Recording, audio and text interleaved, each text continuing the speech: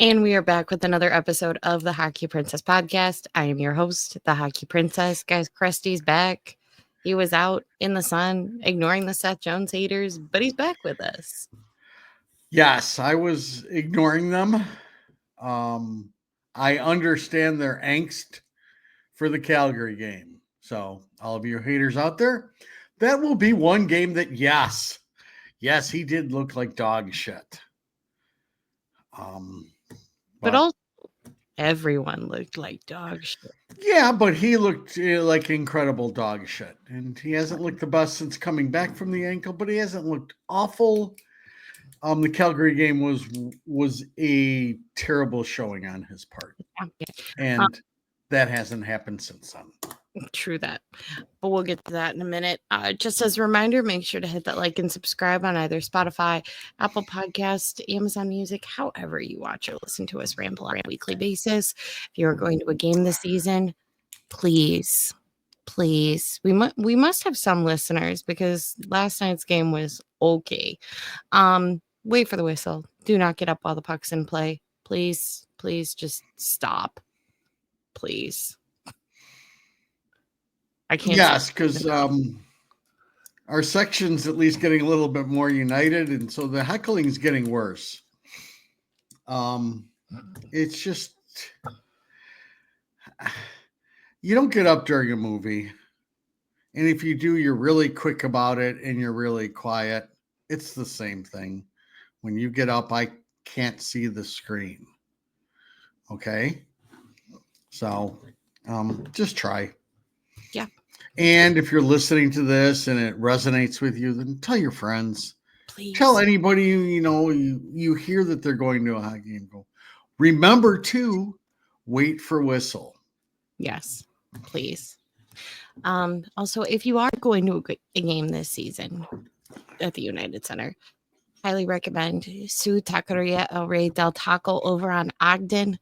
It's the closest place to the United Center that you will get the best food. And you won't have to pay $16 for bad chicken tenders. The food's really good. Everybody's really nice. And like I said, it's not that far of a walk. It's closer than the goat, and it's closer and better than the barn. Let's get into it. We've got some things in the NHL world. Connor McDavid out for 3-game suspension with cross-checking to Connor Garland during the Edmonton-Vancouver matchup. And the person that seems to be the happiest about this is Alexander Ovechkin, because the Caps play the Oilers this week because they're on a road trip, and he is thrilled that McDavid's out with a suspension. Yeah, that was the big talk. I don't know if you heard the rest of the talk from your guy, Corey Perry. Oh, that we should be protecting these. We need to protect these superstars because they do it in basketball and they do it in football. So Corey Perry would like us to be like basketball. So really, 4 people decide everything. This is hockey, Corey Perry. If you're getting mugged, you're getting mugged. It was a dirty ass play. That's the facts. Anybody who's listened to your show a little bit knows I have a problem with one thing. Unless you're completely headhunting and like striding in it for like 8 strides, but you can't use that stick as a weapon. And that's exactly what Connor McDavid did. He took a 2-handed chop with his stick and cross-checked somebody in their face. Hey, you got a problem with it? Man up, give him a cheap punch, do whatever. Line him up the next shift, whatever you need to do. But you can't be using the stick that way. So I'm glad they at least came down on him. It was a classic hockey play where everybody, not on purpose, gets all tangled up. They were both doing it. Right. Yeah, because I didn't watch it. I also know Tyler Myers had something sort of similar-ish during the game as well, but it just seemed like a very emotionally charged matchup between the two. Well, the Tyler Myers, I believe, was also a cross check. I can't remember if he got cross checked or he did the cross checking. I believe he did the cross-checking. And again, but each one of these you handle in their own way. Yes, are things going to get heated? Yes, it's Vancouver, Edmonton. Imagine that. It's going to be a little heated. Yes, it is, but you can't be using your stick that way. Yeah. You have Corey Perry on your team. Why don't you send him after something? I almost got that out. Can't even say that with a straight face. No, because Corey Perry isn't going to do anything unless he cheap shot somebody, but he's not like he's going to fight somebody. Right. So I'm glad it was addressed. I'm glad he got suspended. It's nice. The league then at least shows that nobody's above. And that's a good thing. As far as Corey Perry's comments. Yeah. But I need to see. Be great if once we get that intern, we'll be able to show you. So anybody who's watching this, when you're done listening to this beautiful, wonderful show, YouTube it, the hit. But I need to know at what point in time Connor McDavid is all of a sudden at risk for a major injury. Because nowhere in that altercation is he at risk. He's getting grabbed a little bit. That's it.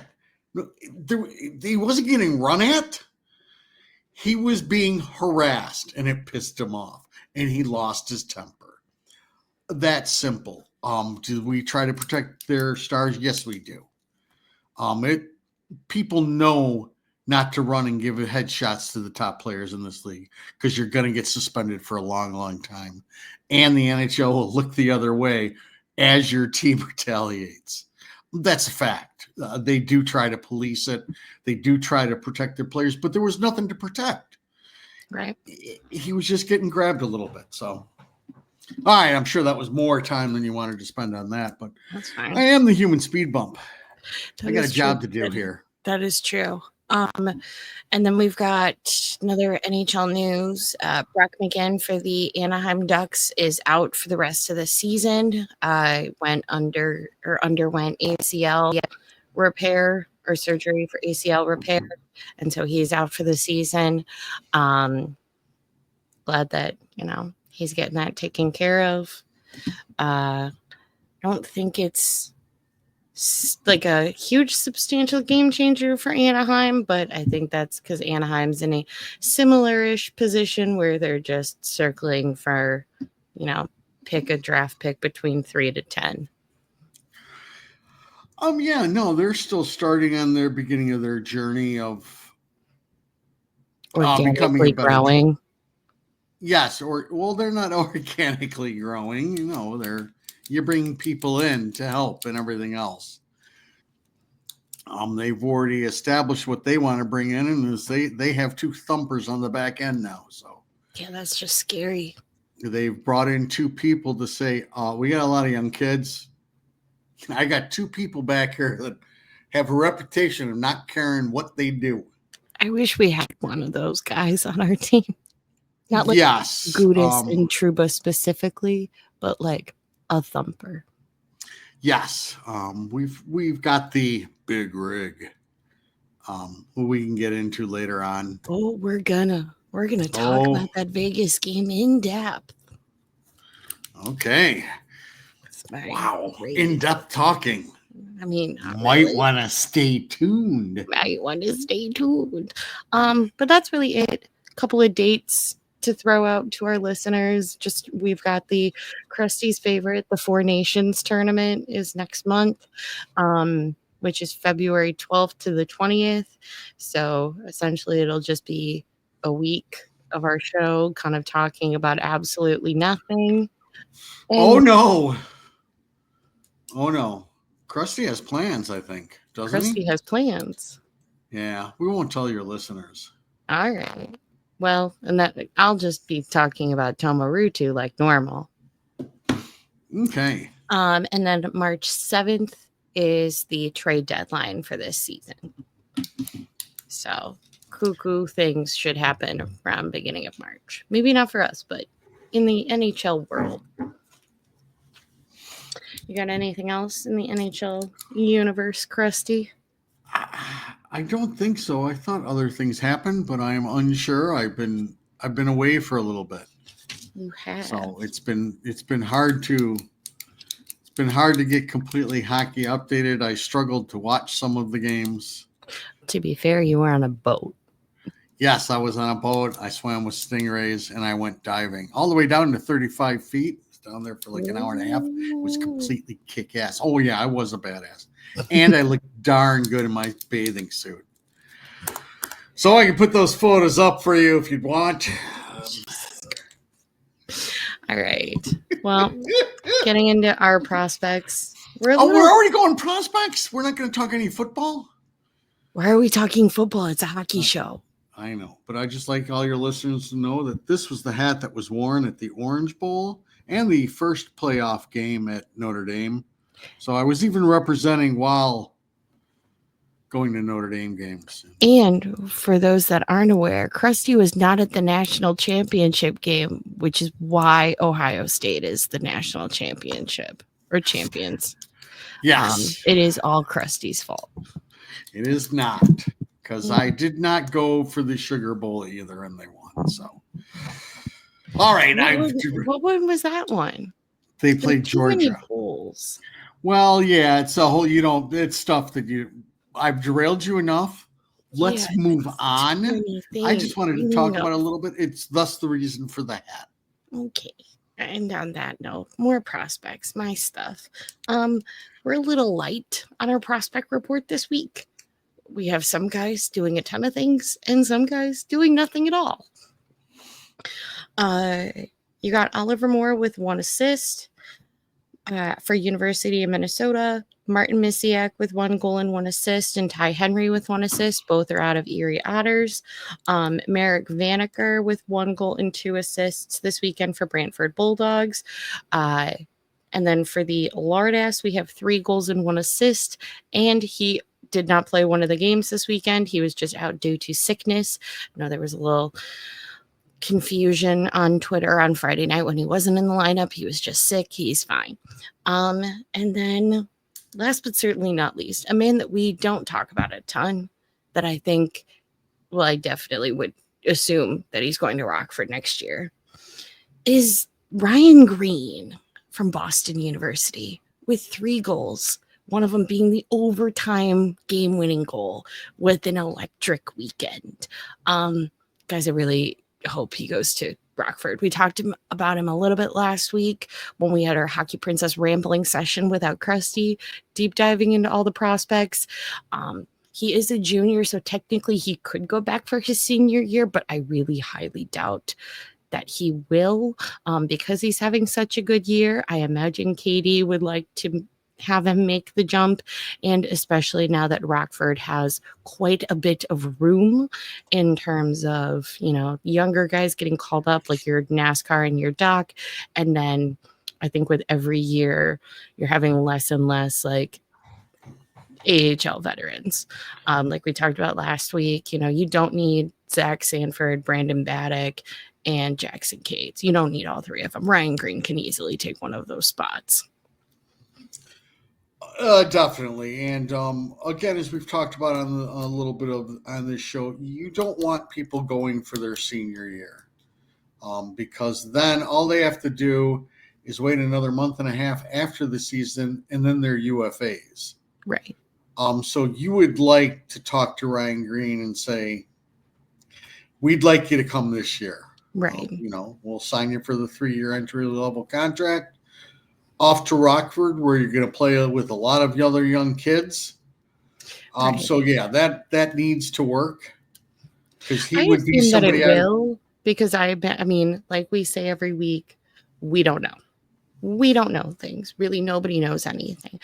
But And I think the only person that I can like compare to in this scenario would be like Landon Slaggert when we didn't know, like when he went back for his last year, we were a little concerned if he was going to be resigned. And then it came out that that was his choice. I think if that's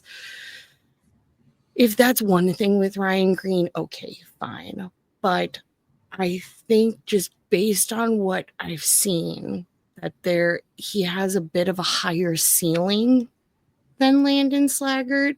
They're very different types of players, but I think there's a bit higher of a ceiling for Ryan Green. And so I imagine he's not necessarily thinking, oh, I want to go back for my senior year. Yeah, correct. And no, Ryan Green he's just offensively more skilled. I mean, Landon's never been complete. We've talked about Landon for 2 years on this show and basically always stated that's a third line player if he can put the puck in the net occasionally. He was that in juniors. Even his senior year, he was the top line, second line, but his role in the NHL. Ryan Green, we're still unsure of because he's got a little bit more offensive skill. And I think, and I hate to throw out he's top 6, he's bottom 6 with Ryan Green, but I think there's just a lot of untapped potential with him that there's a lot of we don't know, but I think with him it's we don't know in a significantly more positive aspect, if that makes sense. Sure does. Like he could be fantastic. He could be the guy that everyone kind of thinks Oliver Moore is, and it's really just Ryan Green. He could be, but I think he's definitely, I don't think he's going back for a senior year. I really hope not. Okay. Well, we've decided that he's not, so we'll place a call also. I'm sure when Ryan Green, Thursday night when he goes to bed and watches the show, we'll let him go, all right, I'm not going back for my senior year. Yeah, that is all that we have on the prospect front. Like I said, friends, it was a little light this week. Let's see, getting on to my favorite topic. Obviously, because we talked about it so much last week. But guess what? We have more to talk about because more things happened. Sorry, friends. We're trying to find my notes and gracefully turning my pages. Crusty doesn't have any notes. I have notes. Crusty could have had notes, but he doesn't. All right, so first game between Rockford and Iowa's matchup. They played them twice this past weekend. First game, they ended up winning. Comessa was a net. Comessa with an awkward start, but then they grew momentum after Landon's first goal. You had a Paul Ludwinski goal, which was incredible. We love that for him. Savoie still on the top line. I think with the dot call up and Gavin Hayes being hurt, there's not really another guy that they're wanting to put up there. You're not wanting to have your top line be complete AHL veterans. Throw a kid up there for fun. And as I say every week and text Crusty every weekend, the kid's got mad wheels. It's not a bad thing to have some mad wheels on your top line. Core and EDM were paired together for most of the game. It looks good. I don't hate it. EDM is playing on his non-dominant side and letting Core play on the left, and then EDM's playing on the right. Very nice setup by Savoie for the gut punch goal. My theory, and I don't know, like we say, we don't know, and this is just from what I'm seeing down in Rockford, that I think everyone had Savoie pegged as, he is a for sure bottom 6 dude. I'm not saying that he's top 6 by any means, but I wouldn't be surprised if he grows into more of a plug-in player and have a little bit more flexibility. And I don't see him just forever being, he's only third and fourth line material. I think he has potential to be put in more positions than maybe folks originally thought. Yeah, that's possible. That's also possible with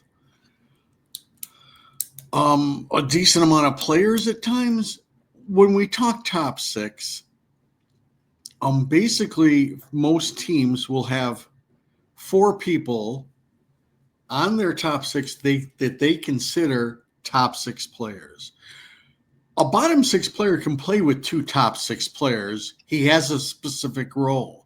Usually it's a bigger forward like your Brian Bickle or Troy Brower, who can play up in the lineup because he's got 2 other skilled people. His job is to go into the front of the net and win board battles. Savaz will be about the same thing. He's there to wreak havoc. By wreaking havoc, he can open things up. So when we start talking about top 6 talent, it's not just everybody it's the really skilled players that are going to be there. Just because somebody's also all of a sudden on a top 6 doesn't mean he really has top 6 talent, but he's able to fill a void on the line, and he's got enough hockey sense and enough skating ability to play with them. There's a good mix of players like that. Like for anybody who's watched the Hawks, for your Christopher Stieg, who could play up and down the lineup because he could skate well.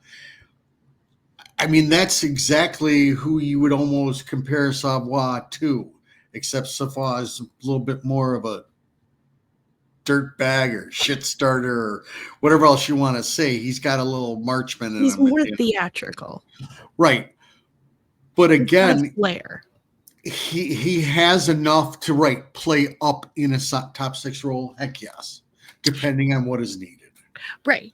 I think initially with him, everyone kind of pegged that he will be the third line, and me included was very much like, oh yeah, he's going to be your third line guy. And now I think I'm not so sure, but in a good way. I'm not so sure that he can play. But I'm not so sure essentially where he may end up in terms of that roster, because he's exceeded at least my expectations with his first year so far in Rockford. Yeah, I'm down with all of that. That's definitely a player that we are going to enjoy watching grow, and we'll enjoy him up at the end of the year. Guys, I'm going to be absolutely insufferable when he gets called up. You know it, and I know it. First Iowa goal for that game was on EDM a little bit. Kind of a little similar to watching Vlasic last night against Carolina, where there were just some moments where the puck went in the net where you're like, where were you thinking? Where were your eyes? Because the guy's all the way over there. A little chasing too much. There was a moment where he's kind of trying to chase around the Iowa forward. Core's in front. He did what he was supposed to do. He picked a guy that he's trying to defend from, and EDM's chasing a little too much, so he's just the only one out there. Let's see. I think Artie looked very aggressive offensively. I still have concerns defensively, which I will get to in a minute. That kind of stems into a bigger issue that I have with Rockford. But you had Artie and Core on the penalty kill, which I think, in theory, down the line with more discipline, because that's a thing that we're missing from this organization, could work. I think it could work, and I think that's the end goal of what you kind of want. But right now, it just scares me a little bit because we don't have discipline. Second Iowa goal, awkward rebound off Comesso. He was already down, and puck just went above him. Same third, there was just a lot of traffic. You have a Sunny goal, which looked great. That game was fine. They beat Iowa. Second game, they ended up losing 2-1. They score first and then just unable to hold it. You had Weeks in net for the second game. Once again, Savvy's on the top line. You have Core and EDM together. It was Gagne's first goal in the AHL. He was one of the guys that was called up from Indy when Ludwinski and Artie were out last week. We were all kind of scared that they were either going to get called up or sent down to Indy, or we didn't know what was happening. Excellent setup by Marcel, who I really hope gets another Rockford contract or Hawks contract and stays in Rockford. Either way, I hope the kid stays because he seems to be fitting in very nicely in the AHL level with the Hogs. Let's see. So I'm trying to read my notes, and some of this is just chicken scratch. Frontier gibberish? Yeah, my gibberish. Right. But once again, another game without any discipline. And this is my biggest issue with Kyle Davidson's knee-jerk reaction of firing Luke Richardson and how this affects Rockford. You know, you bring up Sorensen, who I didn't really hate being down at the AHL level. You bring him up prematurely. You have Mark Eaton now coaching Rockford, who's never coached before. He was previously the director of player development. There is no discipline within either of these teams, especially down in Rockford. I try to look at it when I'm watching games as more of a player, like look at the individual players and see how they're improving instead of looking at the group, because it's way less depressing because there is no discipline within this team. It truly looks like Savoie looks great, yes, but Savoie also looks like he's been told by the coach, just go do your thing. And that's kind of what everyone's looks like right now, especially with the younger kids. Oh, just go do your thing, play to your strengths. It'll be fine. Well, and it scares me because, as a lot of individuals like to say, on the big kid level, it's fine. We have a rebuild. This is year 3 or whatever made up number they choose to pick that day of what year we're in the rebuild and what year we'll actually start seeing some growth in terms of getting out of last place in the NHL. Hold on. My thing with having no discipline within the coaching staff, both at the NHL level and the AHL level, what's the point of getting all of these prospects and all of these draft picks and all of these younger kids that have this exceptional talent if you do not have anyone behind either bench to actually discipline and help these kids grow? What is the point? There is no point. You are setting up to create Buffalo. Now Ain't that the truth? You preach it, sister. You preach it. I'm completely 100% with you. This was I still wanted on record that other podcast told me we would be fighting for a playoff spot in 25-26. They said, that's the year. We'll be knocking on the door. Now they've already gone to 27-28. Before we start knocking on the door. Keep pushing the goalpost back. That's a bunch of BS. You're right on all this. We could have a little anger management class just on this. Knee-jerk reaction. Whether it was a knee-jerk reaction or not, if Katie does not have a plan in place of what he is going to do, then at the beginning of this year, that was a fail. If you didn't go over scenarios where you were firing your coach, you're not doing your job. Because you have to look at it from that angle.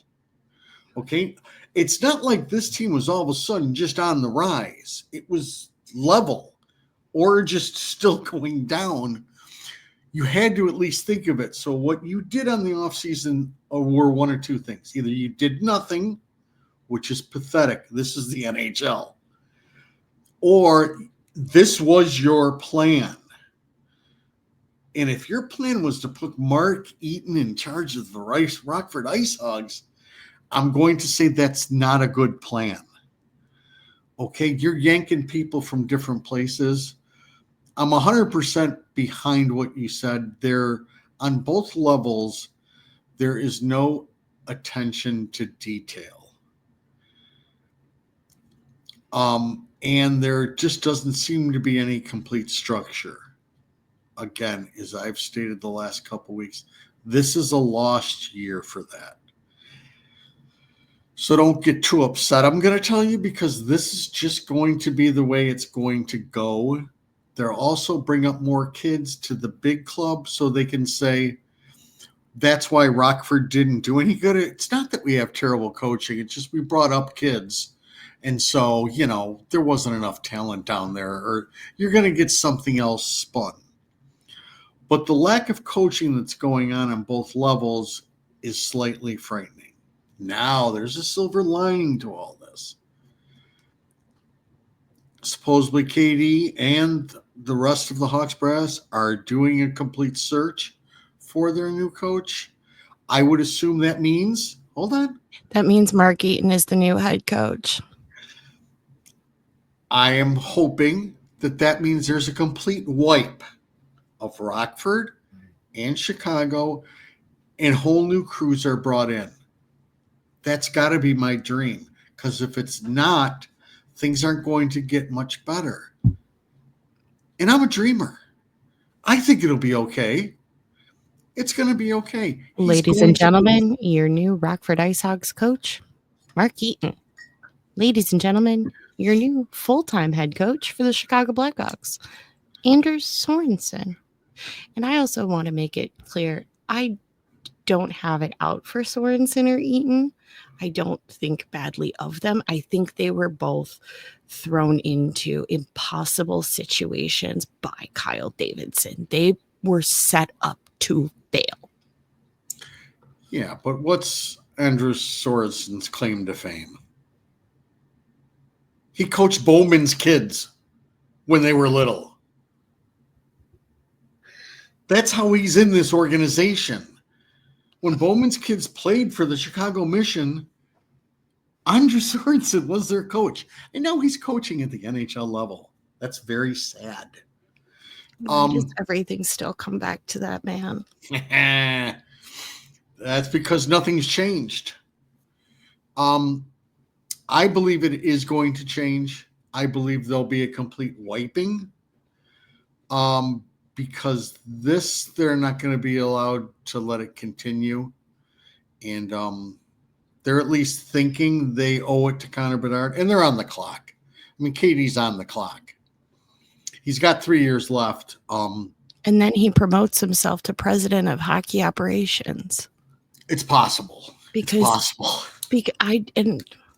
was another podcast that said that Katie is on the clock today.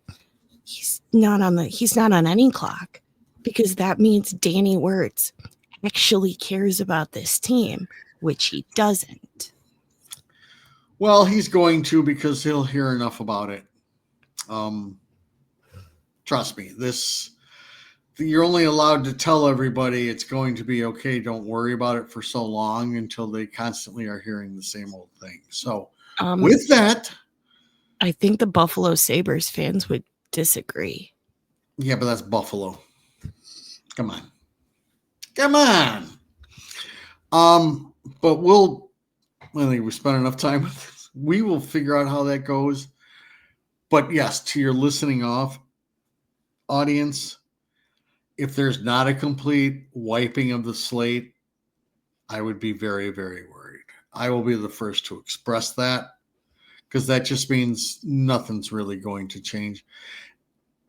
And we need hockey people in here with hockey discipline that understand that if we don't do the little things, you don't win a lot in this league. It's just that simple. Everybody's got some talent.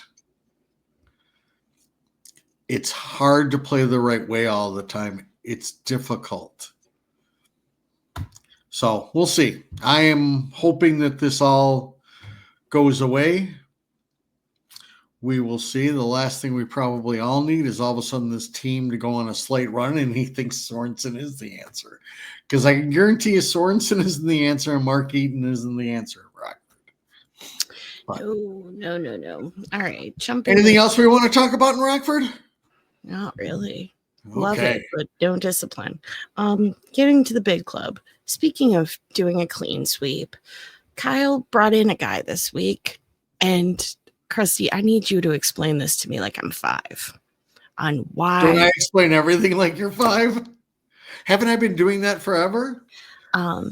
Why this contract man? Why do I care that Kyle Davidson has brought in this man who has done contracts? Why do I care? You don't. Okay. Okay. Cool. Love that. You don't. I don't know how much research you've done on it. I haven't done any because I just saw it and went, this isn't a coaching change. Why do I care? Why are we not solving a problem? I know he has spent time in Minnesota, but again, he's a lawyer. He is not a hockey guy. The thing that we've been screaming about is on the hockey operation side. I would like to start seeing hockey people. I do not consider KD a hockey person. Okay. Most of the other people around there aren't hockey people. It's like 50-50, and that's not good enough for me. There's no reason to get excited. I am unsure what he did in Minnesota. But I've been hearing this crap for 3 years about how we're going to be great with the cap level. We're $12 million under the cap. We're the worst team in the league. And this place is worrying. We're tied. About how we're going to be set up great when we become good. How about we worry about being good and then we can worry about the cap? I don't know why he's there. Maybe he's a better numbers person. Again, there's a lot of discussion, especially with the contract that was signed in Anaheim, about maybe that being the new way. Could he handle some of that and think of different ways? Sure. Anything's possible, but at the end of the day, it's a hard cap. There's only so much you're doing. Yeah. At the end of the day, we need a team put together before we need to start worrying about where we are with the cap and everything else. So no, at the end of the day, I just need to stop watching TJ Brody hit the ice. At the end of the day. No, there's no way around that one. I disagree because we will have $6.2 million open up between buyouts and Anthony Ciugon, and we'll have a buyout spot open. Oh, yeah, I'm all for buying. I meant buy out TJ Brody. I know people say that, well, there's something about having both of our buyout spots open. It's only for a 1 year, and it makes me not have to watch TJ Brody. No, he has been completely awful. He makes me miss Magna. He's no better than Magma. He's just not as physical. I can count on one hand the good games he's had. He is a waste of space. I don't like to say that about people. He's still a hockey player, which is badass in my book. Right. But for this team, it's unbelievable. And he's just taking time away from Nolan Allen. So, why did he get scratched for the Carolina game? Why am I having to watch TJ Brody and Wyatt Kaiser against the Carolina Hurricanes and my boy Nolan's riding the bench? Make that make sense. You have a coach who's probably maybe close to the same age as the older veterans on this team and doesn't have the kahunas to sit him. It's probably that simple. And it's probably that simple that, again, as I've said before, there's probably not a ton of respect for the coach in that locker room because there's no way there could be. So with that, the last thing he wants is to piss off a veteran who is then going to make his locker room even worse. So that's the reason why. Because you don't have a thick-skinned actual NHL coach. Because he would be sitting him. You know me, I don't like to crap on people. I just don't for that much, but he has been that awful. There's just no doubt about it. So why he's still playing, I don't know. Why Ben and why Phil have not asked that question flat out, that's on them now, because I think that's a question that needs to be asked by the beat writer. And maybe press it up with another one of stating, but I thought we were in a rebuild. Wouldn't it be better for these guys to play?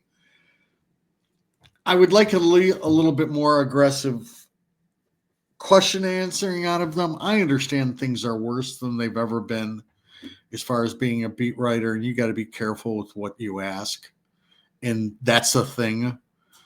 And as I've said, I've really enjoyed, I don't want to compare the two because I feel awful, but I've really enjoyed what Ben's done this year. His writing has been phenomenal. Phil, yours has been pretty good also, but I think Ben's got you beat a little bit if I'm judging between the two beat writers. But I think that's a fair question for the big club. I don't know why he's out there. Yeah, because it didn't make sense, especially like I know a lot of people, because so for context, folks, Wyatt Kaiser was Drew in for the Vegas game, Allen Drew out, and they won in Vegas. So I know there's some logic of, well, they won, they had a good game, but there wasn't really anything about the Vegas game that stood out to me with Kaiser's performance or with Brody's performance that warranted, oh, we've got to keep him in for the next game. And my biggest thing is, I mean, we all know I'm a big Nolan Allen fan, but I feel like Carolina and Vegas are very different teams. Carolina's just very fast. And so I would rather have, out of the two younger defensemen, take TJ Brody out of the equation because he's not getting scratched because people are cowards. But if you take Allen versus Kaiser, I just feel like Allen has a little bit more of substance on the defensive aspect of his game. And so I don't understand not putting him in for the Carolina game. But guys, we still have other games to get to before then. We just went on a crazy little detour. First game that we got to talk about is the Nashville almost win game. We had the kid line. Finally, I didn't hate it.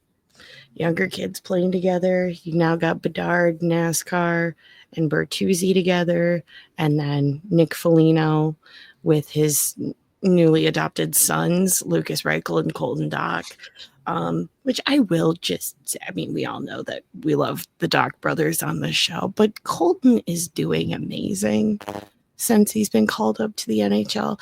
Not only is he just parking it in front of the net, which very few guys on this team do, but I think he's just having a good, beginning to his NHL first call up, or however you want to call it. I've been impressed. We've now gone to the point, though, with this team that we've graduated from the inability to get a lead to having said lead and then not being able to hold on to it. Baby steps in this rebuild, friends. Baby steps. I say that with full sarcasm. I think Seth Jones, very good game. But against Nashville is probably one of his better games, probably his best game since coming back from injury. Definitely wanted to silence all of the haters. Thought it was good, and Bloom did his absolute best. I mean, I think he's definitely gotten better since last year, but at the end of the day, if the team in front of you really isn't trying, there's only so much that the goaltender can do. Well, yeah, no, Bloom played a really good game. They were up 2-1. Forsberg gets to go down the side and just buries a top corner shot. There's nothing Bloom can do about it. You would have wished the defenseman had a little bit better gap control, but that's an elite talent out there. But they were chasing after them in the third and everything. A complete fantastic bounce back game from Seth. The game before that was the Calgary game. So, Meathead Nation is out for blood. And I thought he played really well. I do like that Foligno and Doc and Lucas line. As far as Doc's concerned, there's a process to this.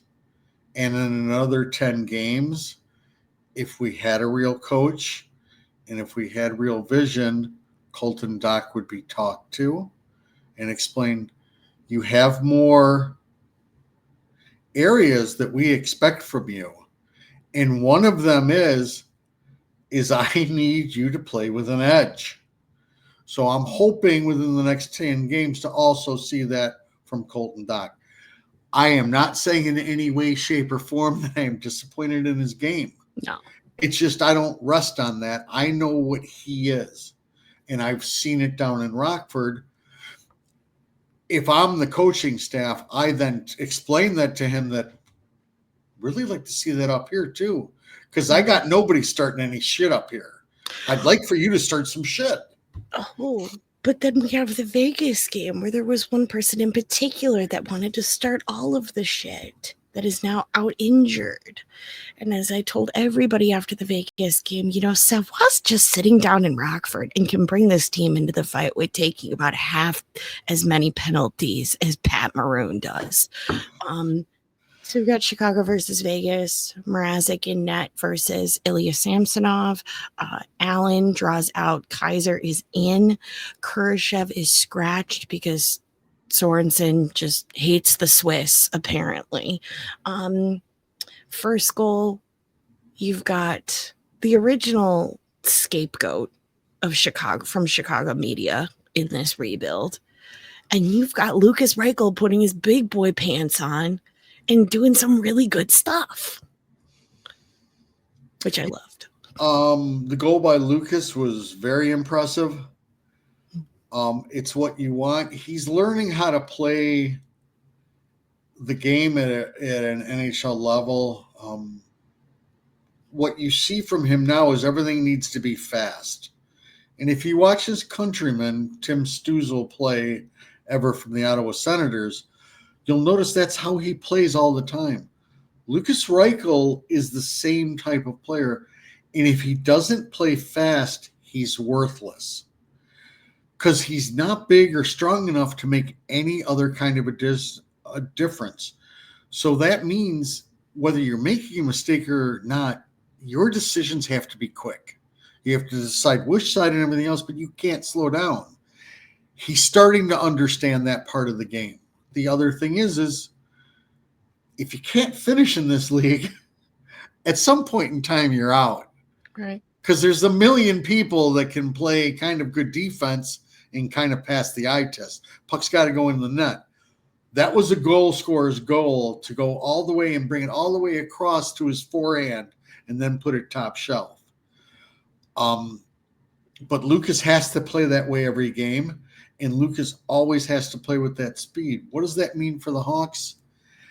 I would assume if this team is ever good, Lucas Reichel's on your third line. That's fine. Okay, you need people everywhere. God, I would just want to see, like, hypothetically, it would never happen where these two kids are on the same line, but just from a visual aspect, I'd like to see a shift of Reichel and Savvy on the same line, just for the speed of it. Just let's see how fast they can go, just for fun. And again, you know, one of the players that I'm always reminded of is Eric Haller, who's made a career out of just playing fast. Just constantly playing fast all over the place. He's played on 4 different teams, but he's always getting usually third line minutes. Yeah. He finishes occasionally, but he causes havoc. That's what you're looking for. The goal by Reichel was, you know, a thing that says, yes, we know what he can do. Yeah. But what you can do and what you accomplish in this league are 2 different things. And that's just the nature of the beast.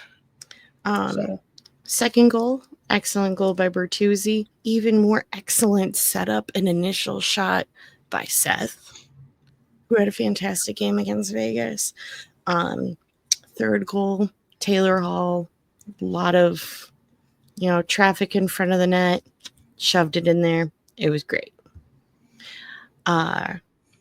Mrazek out there fighting for his life, standing on his head. This game without Peter Mrazek could have gone very, very differently. Or even if we had Peter Mrazek from last year, this game could have gone very, very differently. Wasn't really impressed with Martinez's game. Again, another one that, you know, can go away. Can easily would rather watch Kevin Korchinski eat up those minutes. I think Alex works well with Seth, though. Seth knows where he's going to be.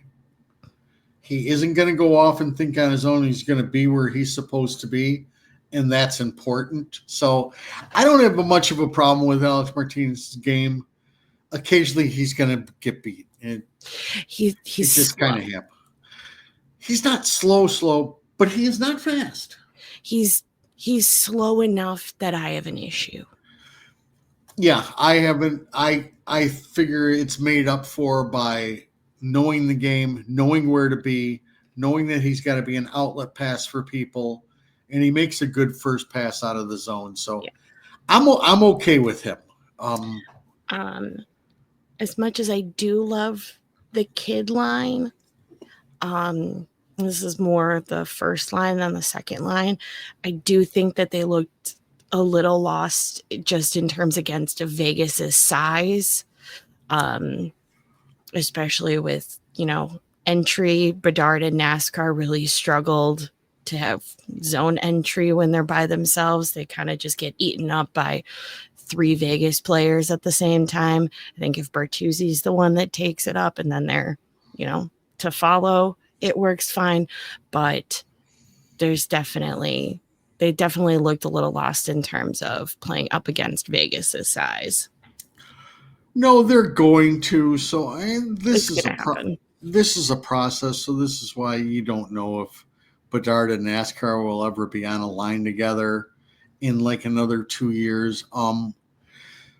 Any kind of team with size, they're going to get pinned in their own end. As other teams just cycle the shit out of them. Right. Because they can't go get the puck. They're just not big enough. I've really liked NASCAR's defensive game, but when people are cycling you can't get around them because of their big frame, and they know how to protect the puck. Yeah. It's one thing in transition to come and lift somebody's stick, take the puck, but when they're in that cycle, you don't have the ability to do that. So this is more of giving the people what they want on this first line, which is some offensive flair. Yeah. And yes, they're going to get caught in their own end like that at times. But this wouldn't happen if we just draft Porter Martoni this year. You can float Bedard to the wing, have your 6'3" centerman. It could be great. With all that being said, thought it was a little soft beginning of the second period. Scared me a little bit. Thought we were going to go do our normal Blackhawk dance when it comes to every game. And then we had Seth Jones' goal, silencing the haters. Giving a big, it did not silence the haters. It silenced the haters for a minute. Yeah. silence the haters for a minute. Can we buy out Brody out of his last year? Wasn't completely impressed by the Dix game during Vegas, but that also just maybe that I was looking way too much at other players and maybe not that he had a bad game. He just wasn't as noticeable as he has been in the past this season or as noticeable as he's been recently. I think he definitely kind of just flew under the radar very much against Vegas. I'll give you that, but then again, I'll go through the score sheet right here, and I'll see all I got is Jack Eichel with a secondary assist on a power play goal. So obviously the Dick was doing something right. Yeah. Dick was assigned to Eichel. So at times he's not going to, but as long as the other team's top player, which is Jack Eichel, is the only one you got to worry about on that club, is off the score sheet, I consider that a win. So I'm not going to harp on him. I'd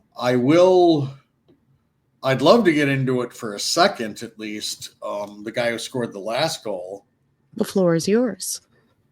I went through my tirade about all of them that were signed, that they needed to step up. Bert has always been traditionally a slow starter.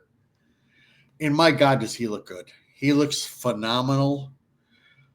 He's always right there by the net. He's able to get it in at least 1 out of every 3 tip, which is an unbelievable percentage. That was a win signing, no doubt about it. That is a huge win signing, especially now that he's playing with Connor Bedard. It makes the game easier for Connor because at least one of the 2 other people, you know where he's going to be. If he's not in front of the net, he's on a path to get there. And you know what path he's taking. So he has been a godsend for the Beacon of Hope. And he's played a really great game. So kudos to the signing by KD. Kudos to the play by Bert, who has really come around. It's pretty kick-ass because when that power play clicks a little bit with him over on the side, everybody knows it's coming and it still works. So I just wanted to throw out a little something to him. He doesn't get a lot of airtime with us at times. So, and of course, for that last goal, there was another Seth Jones assist, but still wasn't enough to quench the haters who decided to stick around and slightly boo Seth Jones as he was doing his interview. I don't get it. I don't get any of it. The guy single-handedly won you a game. And whatever. Jumping to Carolina game. You have Peter Mrazek versus Freddie Anderson. This was Freddie Anderson's first game back in net since October. He was out with injury for a long period of time. You also have Pat Maroon. We didn't talk about that for the Vegas game. Pat Maroon being a bonehead. Well, there's 2 sides to this. No. Yes, there are, and I'm going to explain both of them, or at least throw them both out there. Because when we were at the game, as I professed, the first fight was fine. They figured, they were bringing, it was Maroon stepping up and this and that, even though I'd it seemed to give fight in heavy air quotes because I don't see Pat Maroon actually fighting. Yeah, it's a weird gripping of the shirt, hugging thing. No, there's a lot of jab punches and he's trying to get stuff in. But at the end of the day, it was a boost for Vegas. Now, there was the hit against, who was the hit on? Donato. And Maroon decided to go after somebody with the Hawks already up. And I consider it a completely bonehead move. That you can't be doing that. You've got the lead. We don't win very many games. Now we fast forward to the end of the game. And as they're giving out their little chain, And who do you think gets the chain? Pat Maroon always gets it. So Mrazek gives the chain to Pat Maroon. So I am unsure if it's that important to that locker room that he's stepping up, because obviously there's something to that it meant something to that locker room. To me, it looked like a stupid play that against Vegas would cost you a game, especially as fragile as this team is. But maybe in that locker room it's different. I've never played professional hockey. I don't know. I was positive it was a bonehead play, and then I see that everybody's like really behind him, or they all hate Seth Jones too and didn't want to give him. Which there has been nothing written anywhere that he has any kind of problem in the locker room. I want to say that before people go nuts. But so I don't know if it was as boneheaded as I thought it was originally. Maybe there's something to that. I still don't think so. I think it's a thing that you just walk away. You're going to play Vegas again. You've got one more game with them here and another game over there. Get your pound of flesh then. But that's me. We need points, and not for playoff position, just occasionally to give the home crowd a victory. So that's my take on the Maroon thing. Did you have more of a take, or? I just don't like the guy. I got beef. Okay. There's been some times, and it's my same beef with Foligno, where, well, one of the many, that it just seems like they try to bring the team into the fight when there's no fight to be had. Yeah. And so then it's just stupid penalties. I hear you. I thought it was, but obviously it meant more to the team a little bit, and obviously 2 fights in a row was too much for Pat. He's an old man, and whether you think they're just dancing there, that's still big boy exhausting stuff, and people are getting shots in. So on to the Carolina game.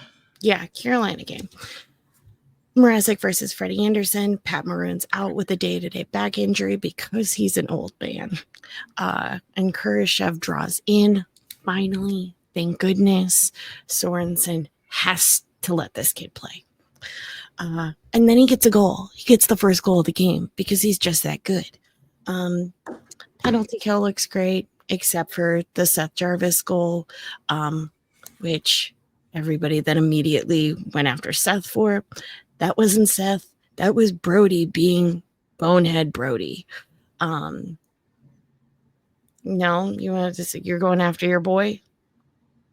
No, I'm not going after my boy. I'm going after the idiot who decided he was going to take the puck in on 3 people and just give it over to Carolina. Yeah. That's something you do in juniors. You've been in this league for a year and a half now. Takes us back to you see how everything kind of like fits together on this show? This is a phenomenal talent that hasn't been coached in a year and a half and is doing and making the same mistakes that he made game 1 of his NHL career. That's all on Connor Bedard. You can't skate in there like that. 3-on-1. You know your defenseman's flat-footed because that's your setup to enter the zone. That is all on Connor Bedard. You can't have that. Once he knows where everybody is, it's not working at this level. Dump the puck in, see what happens. Learn to fight another day. But there's nobody coaching this kid right now. So I'm hoping next year we start to coach him. Maybe. But I don't put it on Brody. I don't put it on Seth Jones. I put it on the player who made the mistake. And the mistake was made by Connor Bedard. That's fact. So, I mean, when I saw it, I knew they were going to crucify Seth Jones. I was already visioning as I'm watching Notre Dame up here and then the hockey game down here. And I'm going, oh, I can already hear people at the United Center going, Seth, no, that's on Connor Bedard. You can't put your team in that position all the time. It's terrible. Sorry that I had to do that. Maybe some of that veteran leadership should tell him that he can't do that. I think you're going to be playing with this. That's a coach's job. That's a coach's job who brings you to the side. And instead of you looking at the iPad when you want to see how you were going to score or not going to score, brings the iPad to you and says, listen, this can't happen. Maybe pulls you off the ice after you've been shooting shots for 2 hours and everybody's like, oh my God, shooting shots for 2 hours. And maybe take them in for a half hour of film time going, this doesn't work in the NHL. This doesn't work. You're putting your team in a very bad position. We have a 2-0 lead. It's not the time. Now, if we're down 2-0 and you're just going to go balls out trying to make something happen, that's one thing. But when you're already up 2-0, you have to start to play this game a little smarter and a little bit more like the NHL. And no, I'm not saying bench him, take away his ice. I'm just saying next year I need an NHL coach and assistant coaches that are going to coach this kid because he deserves it. And that's all you need to do is coach him. He'll take it from there. Okay? Sorry. Not where you thought I was going, huh? Yeah, that's fine. Yeah. So there was that. There was that. Great goal by the Burt. And then we have 2 Carolina goals. Freaking weird one by whatever Stahl brother is in Carolina, which is incredibly fitting for inauguration day to have Stahl freaking tie up the game. Very wonky, weird. And did you see the replay? Yeah. Yeah, because I figured from our seats, you might not, but that puck is just laying there right behind him. I mean, it is there for the taking, and nobody comes from our side and takes it. But I could see at the game, it might seem like he had it covered. It was nowhere covered. Well, no, with the amount of people that just stood there still, it looked like they blew the whistle. Oh, that I do not know. Yeah. So, I am. And then overtime, it happened. Thank goodness Seth got off the ice in time for when Carolina scored, so they would hate him less because it was Vlasic with the bonehead move. But also, I think putting Bedard and NASCAR out there for the overtime has to be one of the dumbest things a coach can do. Well, again, I understand Connor's laid-back attitude, but you need to be a little bit more aggressive defensively there. The pickle looked a little lost. I will also say this.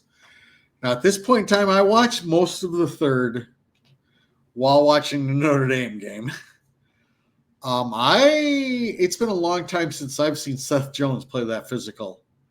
He was beating the shit out of people. It was very impressive. His third period, he went balls out to protect that lead. It just didn't work out. And yeah, I'm glad he's off the ice, because I will say that if he's on the ice and does exactly what the pickle does, there's pitchforks and, fire thingies. They're coming to kill him.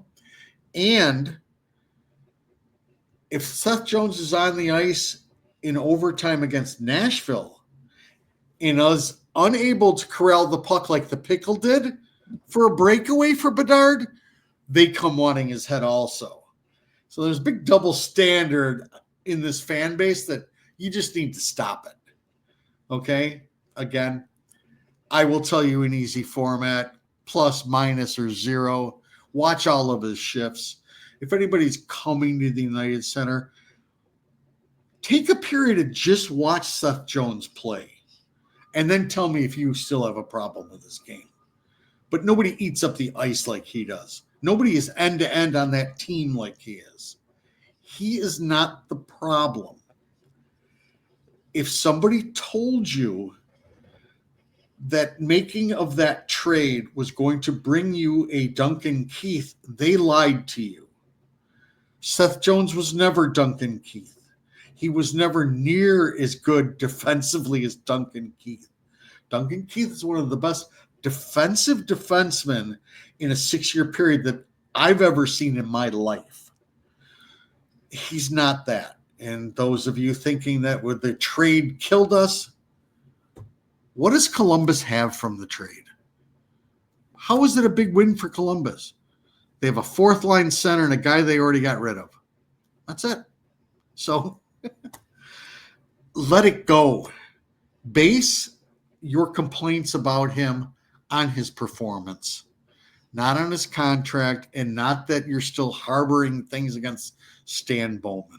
Watch the game, and if he plays like he did in Calgary, come out with the pitchforks because he deserves it, because he played like shit that game. But if you're just going to sit there and wait 60 minutes just so you can watch him make 2 mistakes and say, oh my God, that's it, he's going to give you that every game because he's all over the place. He's going to make more mistakes than anybody else because he's in more places and he's doing more things. I'll break it down to you people who might watch baseball. There's a shortstop who gets a lot of errors because basically he's got such range that he can get his glove on anything. And then you have somebody who doesn't cover any ground, doesn't get many errors because he never gets to the ball. It's the same kind of thing. I am sorry I went on another rant, but especially at the United Center, it's getting old. And you're just going to wind me up, and then I enjoy being wound up. Jesus. All right. You got anything else for this week? Oh my God, you're giving me a look like I've stepped over a line or something. I have nothing else for this week. Remember, that is points in 3 straight games for your Chicago Blackhawks. That's a good thing. That's nice. So things are looking better. They look like they care a tiny bit. It's all good. That's all I got. And anybody who stayed on this long, we love you. All right. Just as a reminder, make sure to hit that like and subscribe on either Spotify, Apple Podcast, Amazon Music, YouTube, however you watch or listen to us ramble on a weekly basis. Our preview episode is going to be one day late this upcoming week. It'll come out on Tuesday. My apologies. There's only so much that I can do as someone who does a lot of the tech, but it will come out on Tuesday. That is all. Probably, Crusty. You're probably going to end up. We'll talk about it off air. We'll talk about it later. That is all. And we will talk to you guys next week.